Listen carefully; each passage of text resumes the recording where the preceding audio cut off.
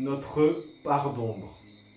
Vous avez certainement entendu parler de cette expression, notre part d'ombre. Je vais vous expliquer qu'est-ce que ça veut dire et comment travailler sur sa part d'ombre. Peut-être que vous avez déjà vécu dans votre enfance un moment donné où vous étiez heureux, vous étiez enthousiaste, joyeux. À ce moment-là, vous voyez le monde de manière enchantée. Tout le monde avait l'air génial en fait. Et là, quelqu'un est venu vers vous et a commencé à vous faire des compliments, à vous dire plein de choses géniales et vous vous êtes senti hyper bien à côté de cette personne-là. Et en fait, finalement, cette personne-là vous a manipulé. Cette personne-là vous a fait un coup dans le dos, un coup par derrière et vous a eu en fait. Peut-être que ça vous est déjà arrivé de vous faire manipuler par une personne qui a usé de votre optimisme, de votre bienveillance pour vous manipuler en retour. Et généralement, après ce genre de situation, on se sent pas très bien, on est en colère contre soi-même, on se sent naïf en fait. On se sent naïf et donc on est en colère. On est en colère contre la personne, mais on est en colère contre nous-mêmes aussi. Déjà, il y a deux choses que je voudrais vous dire par rapport à ça. La première, c'est que ce n'est pas entièrement de notre responsabilité. Vous vous en doutez forcément. La personne qui nous a manipulés l'a fait en conscience. Généralement, les gens qui manipulent, ce sont des gens qui se font manipuler par leurs parents aussi, de manière plus ou moins subtile. C'est aussi leurs parents qui ont tendance à être très sévères, voire très difficiles avec eux. C'est toujours lié à ça. Donc, les manipulateurs ne sont pas les plus heureux, croyez-le moi. Et généralement, ils sont bien plus malheureux que les gens qui se font manipuler. Ensuite, on a une deuxième part de responsabilité. Quand on est joyeux, quand on est hyper optimiste, quand le monde il est enchanté, le monde il est beau, quand on est très jeune, en réalité, on ne voit qu'une partie de la réalité. On ne voit pas la deuxième. Et la deuxième, c'est quoi? C'est que la réalité, elle est globale. Il y a le bien, il y a le mal, il y a les gens gentils, les gens méchants. Je simplifie parce qu'en réalité, c'est beaucoup plus complexe que ça. On pense que tout est beau, tout est joyeux, il y a du rire, il y a de la joie, c'est génial, on s'amuse. Mais il y a aussi des gens qui nous manipulent, des gens qui font souffrir, des gens qui font des choses qui sont pas cool en fait. Il y a les deux côtés. Et au départ, on peut commencer à ne voir qu'un seul côté. Et je vais vous expliquer pourquoi. Si on ne voit qu'un seul côté, c'est parce que généralement, on a tendance à avoir une carence affective. Nos parents nous ont aimés, parfois beaucoup, parfois pas assez, mais dans tous les cas, la manière dont ils nous ont aimés n'est pas forcément équilibrée. Nos parents nous ont aimés comme ils le pouvaient, avec aussi l'amour qu'ils ont reçu eux-mêmes. Mais l'amour qu'ils nous ont donné n'est pas forcément équilibré, comme je vous l'ai dit. Parfois, ils nous ont donné trop d'amour, parfois, ils nous ont donné pas assez d'amour. Et dans les deux cas, on peut souffrir d'une carence affective. Cette carence affective, elle va faire en sorte que nous recherchions de l'amour à l'extérieur. Et c'est typiquement le type de personne, le type de cible que recherche un manipulateur. Qu'il en ait conscience ou non, le manipulateur va rechercher une personne qu'il est susceptible de pouvoir influencer, manipuler. Et cette personne-là qu'il peut manipuler, il va généralement la manipuler par des gentillesses, des encouragements, ou des mots qui sont gentils, qui résonnent, qui vous font du bien en fait en vous. Parce que ça va vous permettre de baisser votre garde, de lui donner cette confiance à cette personne et elle va pouvoir ensuite mieux vous manipuler grâce à ça. Et si vous avez tendance peut-être à donner votre confiance trop vite, c'est parce qu'au fond, vous recherchez de l'amour des autres. Et quand les autres vous apportent un petit peu d'amour, que ce soit de l'attention, que ce soit des compliments, vous avez tendance à vous sentir vraiment bien parce qu'au fond de vous, c'est ce que vous recherchez. Ça vient combler votre carence affective en fait. Et ça, les manipulateurs jouent avec ça. Ils jouent avec ça, ils vous manipulent. Et vous vous retrouvez à la fin, vous vous sentez naïf, vous êtes en colère contre eux, contre vous-même. Et c'est normal en fait. Maintenant, quel est le rapport avec votre part d'ombre? On a tous une part d'ombre. Qu'est-ce que c'est qu'une part d'ombre? Au début des premiers temps de l'humanité, on était en pleine survie. Lors de la préhistoire, lors des premiers hommes, des hommes de Cro-Magnon, il n'y avait que la survie qui compte. Juste ça. Voilà, je n'étais pas là à l'époque évidemment, je ne connais pas les détails, mais je sais qu'il n'y avait quasiment que de la survie. Le monde était beaucoup plus sauvage à l'époque qu'aujourd'hui, vous vous en doutez bien. Il y avait énormément d'animaux sauvages qui ont disparu aujourd'hui. Voilà, les tigres à dents de sabre, assez impressionnants, assez volumineux, assez dangereux. Voilà, les mammouths, voilà, vous connaissez un petit peu tous ces animaux-là qui ont disparu aujourd'hui. Le monde était beaucoup plus sauvage, beaucoup plus dangereux. Il y avait de la forêt partout. Voilà. Un monde très hostile en soi, et pour pouvoir survivre dans un monde pareil, il faut se défendre constamment. Voilà, il faut savoir se défendre constamment. Et à partir de là, quand vous êtes face à un danger, et que probablement que vous pouvez mourir, ou une personne que vous connaissez peut mourir, votre enfant, votre partenaire, etc.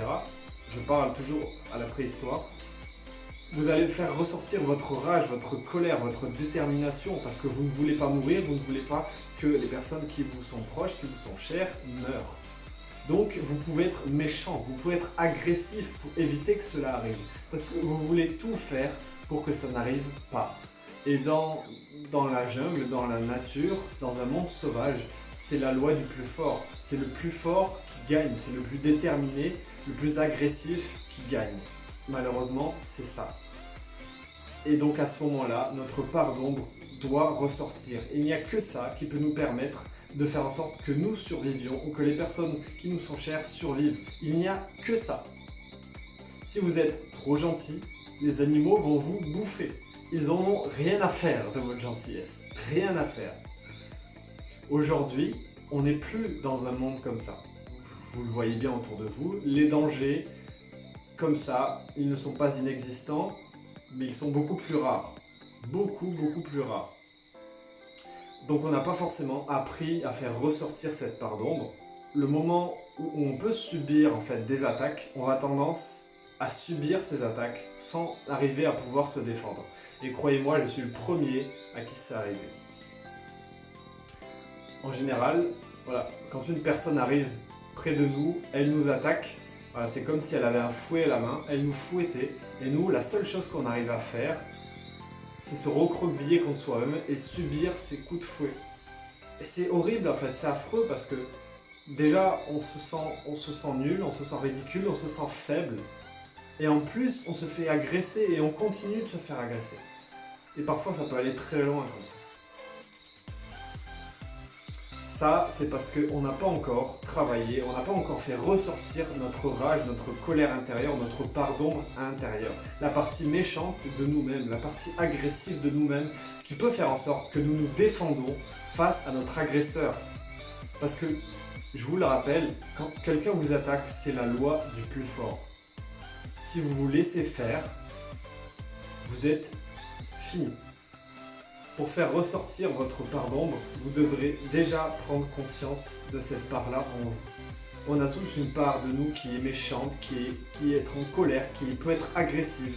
Vous pouvez être la personne la plus bienveillante du monde. Et croyez-moi, j'étais pour moi une des personnes les plus bienveillantes et plus gentilles que je pouvais connaître autour de moi. Et pourtant, j'ai cette part-là aussi. On l'a tous, vous l'avez aussi. Il faut en avoir conscience. Et il faut surtout ensuite la faire ressortir. Comment la faire ressortir? Une chose que vous pouvez faire, c'est vous éloigner. Ça, c'est quelque chose de difficile que je ne conseille pas à tout le monde au début. Vous pouvez vous éloigner. Vous pouvez aller dans un endroit vraiment très isolé et crier. Crier. Vous savez ce que faisaient les Vikings ou les guerriers, les gens qu'on considérait comme des barbares ou comme des guerriers barbares, les Gaulois, les Vikings, souvent des gens très musclés. Vous savez ce qu'ils faisaient au moment de rentrer en guerre, de rentrer dans la bataille face à leur ennemi? Qu'est-ce qu'ils faisaient? Ils criaient de rage. Ils criaient de toute leur rage. Pourquoi? Parce que quand on crie de rage, ça fait ressortir notre peur, notre colère.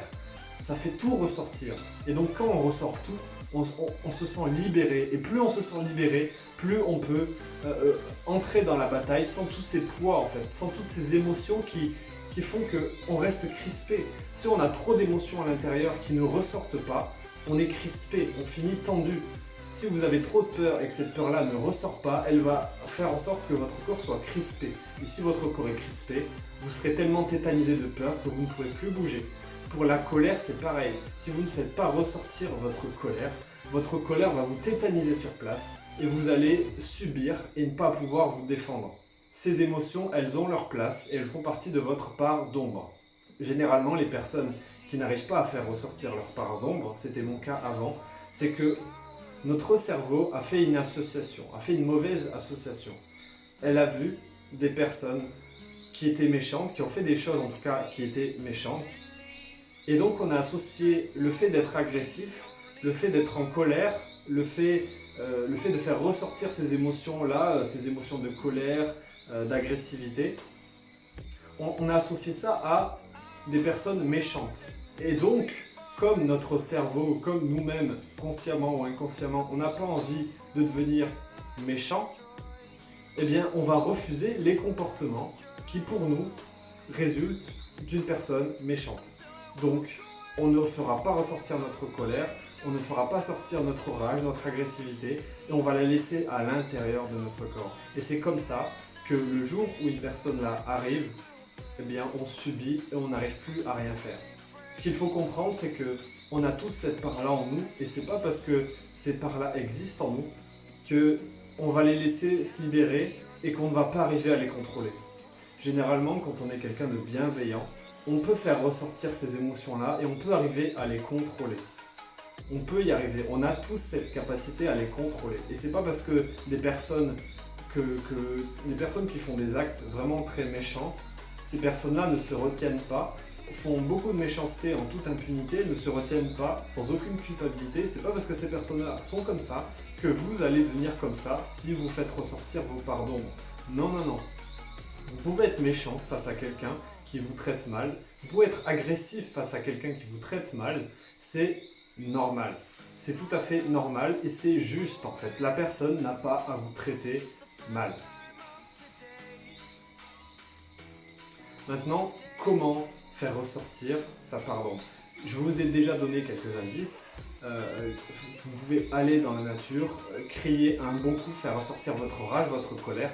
Mais ça peut être difficile parce que des personnes peuvent vous entendre et ça peut être bloquant. Et je le comprends totalement. Moi, plein de fois j'ai été bloqué, plein de fois j'ai eu beaucoup de mal à le faire. Et il a fallu que j'aille vraiment dans des endroits très isolés, la nuit, tard, pour arriver à le faire et c'est pas facile. Voilà, moi ce que je conseille c'est de mettre un casque sur les oreilles avec de la musique, peut-être de la musique qui vous mette dans l'ambiance pour faire ressortir votre colère. Et là vous criez de rage. Et comme vous n'entendez pas vos cris avec la musique, c'est beaucoup plus facile, croyez-moi. Ça c'est la première technique. La deuxième technique, c'est de créer un personnage, une facette de vous-même en fait. Que vous créez un personnage, une facette de vous-même qui vous ressemble, qui serait, on va dire, le côté méchant en vous. Vous allez créer un personnage en fait, vous allez lui donner un côté méchant, mais un côté aussi, un côté méchant mais un côté que vous aimez bien. Par exemple, vous prenez un antagoniste d'un film, donc vous prenez le méchant en fait, pas le héros, vous prenez plutôt l'inverse du héros, donc l'antagoniste d'une histoire, et vous en prenez un que vous aimez bien, je sais pas, Game of Thrones, je sais pas, ce que vous voulez, et vous regardez comment il est.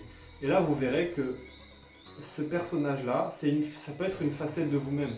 Si vous aimez ce personnage, c'est que c'est une facette de vous-même. Et vous pouvez vous inspirer de ce personnage-là, essayer de l'incarner, faire un peu comme si vous étiez ce personnage, vraiment vous fondre dans le personnage, et là ces parts d'ombre peuvent ressortir. Vous pouvez faire ressortir votre rage, votre colère, vous pouvez faire les gros yeux comme ça, vous pouvez faire plein de choses en fait. Ça fait partie de votre part d'ombre. C'est notre part sombre, notre côté un petit peu démoniaque, si on peut dire ça comme ça. On en a tous un. Et c'est pas parce qu'on le laisse se libérer un instant qu'on va le laisser nous posséder. Évidemment que non. On va arriver à le contrôler, on va arriver à le maîtriser. Mais au début, on est obligé d'entrer dans une phase où on ne contrôle pas tout, où on ne maîtrise pas tout. Voilà. Au début, vous allez en faire ressortir un peu de votre part d'ombre, un peu de votre colère, un peu de votre rage. Et puis petit à petit, vous y arriverez de plus en plus. Et ensuite, vous allez peut-être passer dans une phase où vous allez ressortir beaucoup votre colère, parfois sans arriver à la maîtriser. peut-être en présence de votre partenaire, c'est souvent en présence des gens qui en a confiance, malheureusement, qu'on arrive à ressortir nos parts d'ombre. Donc on peut causer un petit peu de dommages, mais c'est une étape nécessaire en fait pour pouvoir s'auto-réguler. Quand on ne s'est jamais autorisé à être en colère, eh bien, au bout d'un moment, quand ça va sortir, on va s'autoriser enfin à être en colère, mais malheureusement face aux personnes qui nous sont chères ou en qui on a confiance. Et ces personnes-là, on va peut-être leur faire un petit peu de mal, mais voilà, ça doit sortir et puis plus tard vous allez arriver à le maîtriser. Donc voilà, j'ai à peu près tout dit dans cette vidéo. J'espère qu'elle vous a plu.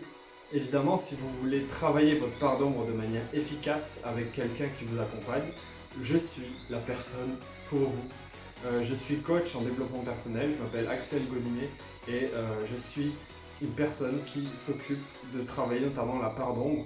Moi, je m'occupe de faire en sorte que vous retrouvez qui vous êtes. C'est ça mon métier. Mon métier, c'est de faire en sorte que la personne retrouve qui elle est vraiment.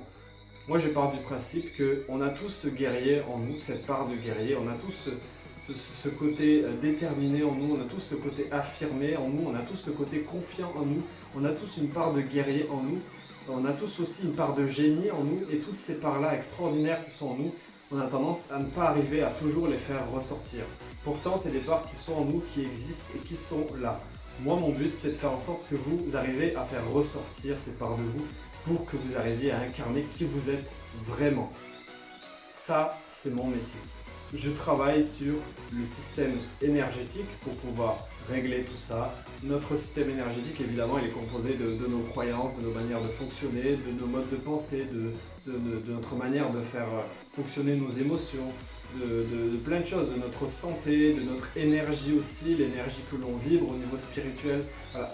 Tout ça, c'est notre système énergétique et moi, je travaille sur ce concept-là avec des séances de coaching, avec des exercices aussi, plein de choses, avec aussi des soins énergétiques pour pouvoir aider la personne à retrouver qui elle est vraiment.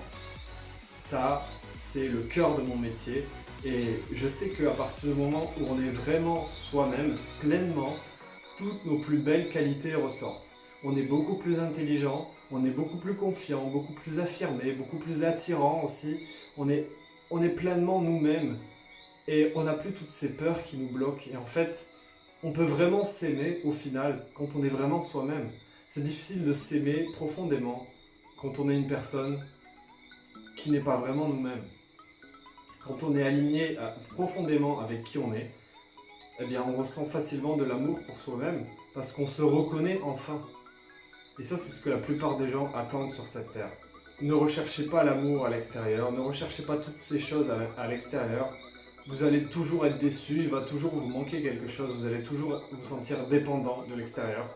Le travail, il est à faire sur vous, sur uniquement vous. L'extérieur va vous apporter un plus, mais le travail, principalement, il est à faire en vous.